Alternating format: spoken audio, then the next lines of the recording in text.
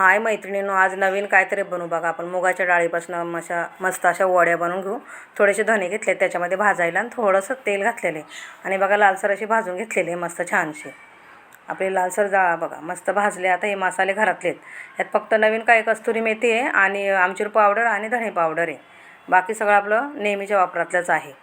जे आपण नेहमी वापरतो तेच आहे. ते पण आता मिक्स करायचे. कस्तुरी मेथी बघा थोडीशी ना हातावर अशी चोळून घ्यायची आणि सगळे मसाले आपले त्यात प्लेटीतच मुगाच्या डाळीचेच टाकायचे, मिक्स करायचे आणि मिक्सरमधून काढून घ्यायचे.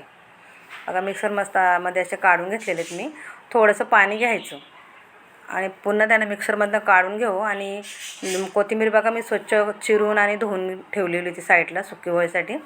ती घेतलेली आणि मस्त असा गोळा करून घ्यायचा आहे. थोडंसं बेसन घातलेलं आहे त्याच्यामध्ये.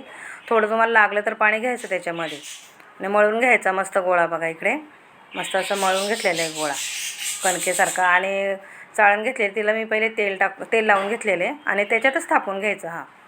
आणि बघा एक साईडला मी पाणी गरम करत ठेवले उकळत. त्यामध्ये त्यांना ना आपण 10 मिनटं स्टीम करून घेऊ. हे बघा 10 मिनटं आपले ठेवलेले स्टीम झालेले. अशा आपल्याला पाहिजे तो आकार द्यायचा, चौकोन द्यायचा, शंकरपाळीचा द्यायचा. आणि डीप फ्राय पण करू शकता याला आणि तळून पण खाऊ शकता. आणि तशा खाल्ल्या तरी खूप छान लागतं. बघा ही रेसिपी एकदम मस्त आहे, करून बघा एकदा.